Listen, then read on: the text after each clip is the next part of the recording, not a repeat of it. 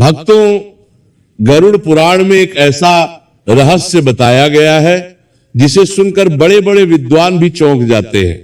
कहा जाता है कि मृत्यु कभी अचानक नहीं आती, वह आने से पहले इंसान को कई संकेत जरूर देती है, लेकिन अफसोस की बात यह है कि ज्यादातर लोग इन संकेतों को समझ ही नहीं पाते। गरुड़ पुराण के अनुसार जब किसी व्यक्ति की मृत्यु करीब होती है तो उससे लगभग 10 दिन पहले उसके जीवन में कुछ अजीब और रहस्यमय घटनाएं होने लगती हैं, जैसे सपनों में अजीब दृश्य दिखाई देना, मन का अचानक अशांत हो जाना या कुछ ऐसे अनुभव होना जिन्हें समझ पाना मुश्किल होता है। ये साधारण घटनाएं नहीं होती, बल्कि प्रकृति और आत्मा द्वारा दिए गए संकेत होते हैं कि जीवन का समय अब समाप्त होने वाला है। आज के इस सत्संग में हम जानेंगे उन 7 रहस्यमय संकेतों के बारे में जो किसी भी इंसान को मृत्यु से लगभग 10 दिन पहले मिल सकते हैं। इसीलिए इस सत्संग को अंत तक जरूर सुनिए, क्योंकि हो सकता है ये ज्ञान आपके जीवन की सच्चाई समझने में आपकी मदद करे। प्राचीन समय की बात है, जब राजा परीक्षित को 7 दिनों में मृत्यु का श्राप मिला था, तब उन्होंने भी इन्हीं संकेतों की खोज की थी। गरुड़ पुराण और शिव पुराण के गुप्त अध्यायों में इन संकेतों का विस्तार से वर्णन मिलता है। सूत जी ने कहना प्रारंभ किया कि सबसे पहला और सूक्ष्म संकेत उस मनुष्य की छाया में छिपा होता है। जब किसी व्यक्ति की मृत्यु निकट आती है तो उसे अपनी ही परछाई दिखाई देना बंद हो जाती है। यदि दिखाई भी देती है तो वह विकृत, धुंधली या सिर विहीन प्रतीत होने लगती है। यह इस बात का प्रतीक है कि उस जीव का तेज अब इस स्थूल शरीर से सिमटकर सूक्ष्म लोक की ओर प्रस्थान करने लगा है। पंचभूतों का संतुलन बिगड़ने लगता है और प्रकाश का उस शरीर पर प्रभाव पड़ना कम हो जाता है। हे ऋषियों, दूसरा संकेत उस मनुष्य की नासिका और इंद्रियों से जुड़ा है। मृत्यु से 10 दिन पूर्व व्यक्ति को एक ऐसी गंध का अनुभव होने लगता है जो अन्य किसी को नहीं आती। यह गंध श्मशान की राख जैसी या से हुए काष्ठ जैसी हो सकती है। इसे काल गंध कहा जाता है। उसकी स्वाद इंद्रियां भी उसका साथ छोड़ने लगती हैं। उसे मधुर भोजन कड़वा और कड़वा भोजन स्वादहीन लगने लगता है। जीवा मानो पत्थर की तरह भारी होने लगती है और शब्द लखचाने लगते हैं। यह इस बात का संकेत है कि अब अन्नमयी कोश अपनी ऊर्जा खोने चला है। सूत जी कथा को आगे बढ़ाते हुए बोले कि तीसरा संकेत बड़ा ही विचित्र और डरावना होता है। जब मनुष्य का अंत निकट होता है तो उसे आकाश में चमकते हुए सूर्य और चंद्रमा खंडित दिखाई देने लगते हैं।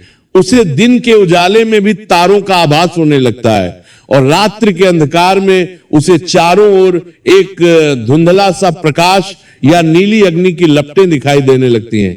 वास्तव में उसकी दृष्टि दिव्य नहीं होती, बल्कि उसकी आंखों की ज्योति अंतर्मुखी होने लगती है, जिससे बाहरी जगत का वास्तविक स्वरूप उसे धुंधला दिखने लगता है। उसे दर्पण में अपना चेहरा नहीं, बल्कि किसी और की आकृति या केवल शून्य दिखाई देता है। चौथा संकेत अत्यंत महत्वपूर्ण है, जो मनुष्य के श्वसन तंत्र यानी प्राण वायु से जुड़ा है। सामान्यतः मनुष्य की नासिका के दोनों छिद्रों से सांस का प्रवाह निरंतर चलता है, किंतु मृत्यु के निकट आने पर दाहिना स्वर यानी सूर्य नाड़ी अनवरत रूप से कई दिनों तक चलती रहती है। जब केवल सूर्य नाड़ी ही सक्रिय रहे और चंद्र नाड़ी मौन हो जाए तो समझ लेना चाहिए कि शरीर की जीवन शक्ति अब समाप्त होने की कगार पर है।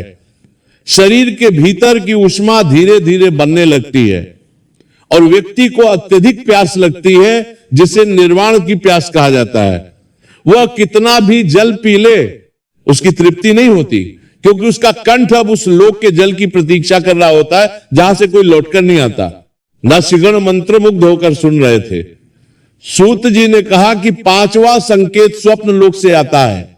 मृत्यु के 10 दिन पूर्व से ही उस व्यक्ति को अपने पूर्वज दिखाई देने लगते हैं। वे पूर्वज उसे कुछ कहने की चेष्टा करते हैं या उसे अपने साथ ले जाने का संकेत देते हैं। उसे बार बार ऐसे स्वप्न आते हैं जिसमें वह खुद को कीचड़ में फंसा हुआ या किसी सूखे कुएं में गिरता हुआ देखता है। उसे काले वस्त्र धारण किए हुए छाया रूपी पुरुष अपने आसपास खड़े महसूस होते हैं। ये यम के दूतों की आहट होती है जो केवल उस आत्मा को सुनाई देती है जिसका समय पूरा हो चुका है। छठा संकेत शारीरिक अंगों की चेष्टाओं में दिखाई देता है। अचानक ही उस व्यक्ति के बाएं हाथ में या छाती के मध्य भाग में एक अजीब सी स्पंदन या कंपन शुरू हो जाती है जो रुकने का नाम नहीं लेती। उसके नाखून और आंखों का रंग पीला या काला पड़ने लगता है। शारीरिक अंगों का रंगपर में उसकी सुनने की शक्ति इतनी कम हो जाती है कि उसे अपने ही शरीर के भीतर होने वाली धड़कन और रक्त के प्रवाह की ध्वनि सुनाई देना बंद हो जाती है। जब मनुष्य अपने कान बंद करे और उसे भीतर की अनहद गर्जना सुनाई ना दे तो समझो कि काल द्वार पर खाचा है। सूत जी महाराज ने अपनी जटाओं को संवारा और नैमिषारण्य के उन जिज्ञासु ऋषियों की ओर मंद मुस्कान से देखा। उन्होंने कहा, हे ब्राह्मणों, प्रथम भाग में हमने उन स्थूल संकेतों की चर्चा की जो शरीर और इंद्रियों के धरातल पर प्रकट होते हैं, किंतु अब मैं आपको उस सूक्ष्म जगत की यात्रा पर ले चलता हूं जहां आत्मा और काल का सीधा संवाद प्रारंभ होता है।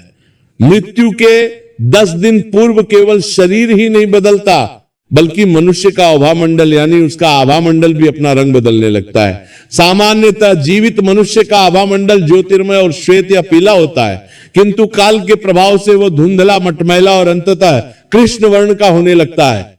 इस्यो प्राचीन संहिताओं में एक अत्यंत गुप्त प्रयोग का वर्णन मिलता है जिसे छाया पुरुष दर्शन कहा जाता है। जब किसी साधक या साधारण मनुष्य को यह शंका हो कि उसका समय निकट है तो वह सूर्य की ओर पीठ करके अपनी परछाई को एकाग्र होकर देखता है और फिर तुरंत आकाश की ओर देखता है।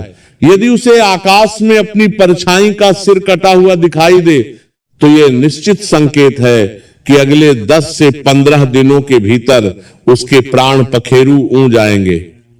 ये कोई अंधविश्वास नहीं बल्कि शरीर के भीतर के प्राण विद्युत का क्षरण है। जब प्राण केंद्र यानी मणिपुर चक्र से ऊर्जा हटने लगती है तो छाया का प्रतिबिंब खंडित होने लगता है। कथा को विस्तार देते हुए सूत जी बोले, हे मुनियों, उस समय की कल्पना करो जब मनुष्य के भीतर का आकाश तत्व विदा होने लगता है। हमारे कान आकाश तत्व के प्रतीक है। मृत्यु से पूर्व व्यक्ति को अपने कानों में एक निरंतर गूंज सुनाई देने लगती है, जैसे कि दूर कहीं भंवरे गुंजन कर रहे हो या कोई शंख बजा रहा हो। इसे अनाहत नाद का मौन होना कहते हैं। जब यह ध्वनि सुनाई देना बंद हो जाए और कानों में सन्नाटा छा जाए तो समझ लेना चाहिए कि उस जीव का संबंध इस ब्रह्मांडीय ध्वनि से टूट चुका है। वह व्यक्ति अपने आसपास के लोगों की बातें तो सुनता है पर उनका अर्थ नहीं समझ पाता। उसके लिए शब्द केवल शोर मात्र रह जाते हैं। इसी क्रम में छठा दिन आते आते एक और विलक्षण घटना घटती है। मनुष्य की जिह्वा जो स्वाद और शब्द की स्वामिनी है वह धीरे धीरे मोड़ने लगती है। तालु सूख जाता है और व्यक्ति को ऐसा अनुभव होता है जैसे उसके मुंह में बालू भर गई हो। वह कुछ बोलना चाहता है पर उसकी वाणी उसका साथ नहीं देती। वह अपने प्रियजनों को पुकारना चाहता है, उन्हें अपनी व्यथा बताना चाहता है, पर यमराज का पास उसकी वाणी को पहले ही जक लेता है। उसकी आंखों के कोनों से एक विशेष प्रकार का तरल पदार्थ निकलने लगता है जो न तो आंसू होता है और न ही सामान्य गंदगी। यह शरीर के भीतर के रस तत्व का अंत है। हे जित्सियों, 5वें और चौथे दिन के बीच उस व्यक्ति को अपने आसपास उन लोगों की उपस्थिति महसूस होने लगती है जो बहुत पहले इस संसार से विदा हो चुके हैं। वह शून्य में ताकता है और मुस्कुराता है या कभी कभी भयभीत होकर चिल्लाने लगता है। उसके परिजन समझते हैं कि यह मतिभ्रम है या बुढ़ापे का प्रभाव है, किंतु वास्तव में उस समय उस व्यक्ति की दिव्य दृष्टि या प्रेत दृष्टि जागृत हो जाती है। उसे वे आत्माएं दिखाई देने लगती हैं जो उसे परलोक के मार्ग का दर्शन कराने आई हैं। वह उन गलियों और उन स्थानों की चर्चा करने लगता है जहां वह कभी गया ही नहीं। उसे यम के दूतों की भयानक आकृतियां भी दिखने लगती हैं, जो साधारण आंखों के लिए अदृश्य हैं। सूत जी ने आगे कहा, है ज्ञानियों, मृत्यु के 3 दिन पूर्व एक अत्यंत महत्वपूर्ण संकेत मिलता है, जिसे नासिका का अग्रभाग्य कहा जाता है।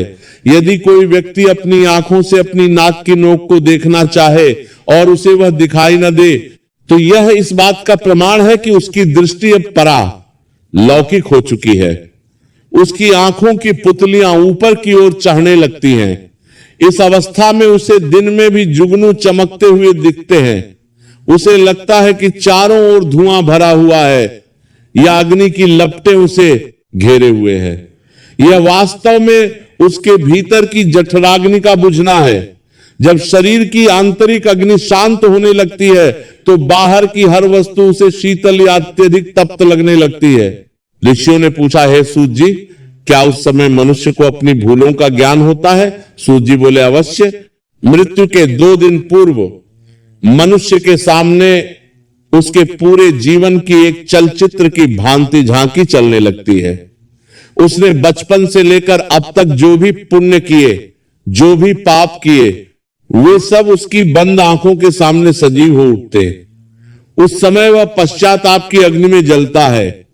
वह चाहता है कि वह समय को पीछे मोड़ सके, अपनी गलतियों को सुधार सके, पर काल की गति अत्यंत निष्ठुर है। उसकी सांसों की गति अब ऊर्ध्व होने लगती है। वह गहरी सांसें लेता है, जैसे कि वह हवा को पकड़ने की कोशिश कर रहा हो। उसके हाथ पांव ठंडे पड़ने लगते हैं और नाभि के नीचे का हिस्सा सुन्न हो जाता है। प्रिय दर्शक बंधु, कथा समाप्त होने से पहले मैं आपसे सिर्फ इतना ही कहना चाहता हूं, आपके एक छोटे से क्लिक में किसी की जिंदगी बदलने की ताकत छुपी है। हम इस चैनल से जो भी कमाई होती है, उसका हर हिस्सा एक इंसान, एक पशु पक्षी और एक जीव जंतु की सेवा में लगाया जाता है।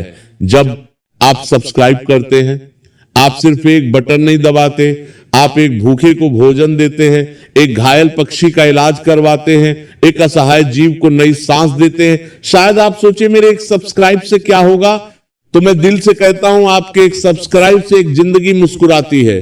तो आज अगर आपके दिल में जरा सा भी प्यार है, थोड़ी सी भी करुणा है, अगर आपको लगता है कि हम किसी के लिए कुछ अच्छा कर रहे हैं, तो इस नेक काम में बस एक लाइक और सब्सक्राइब से जुड़ जाइए। आपका हर किसी की उम्मीद बन जाता है, किसी की प्रार्थना बन जाता है। तो आइए हम मिलकर सिर्फ कथा ना सुने, बल्कि किसी जीवन के रक्षक भी बने। अभी सब्सक्राइब करिए और एक लाइक कर दीजिए और प्रेम का यह संदेश आगे बढ़ाइए। और हो सके तो कमेंट में जय राधे धे जरूर लिखें।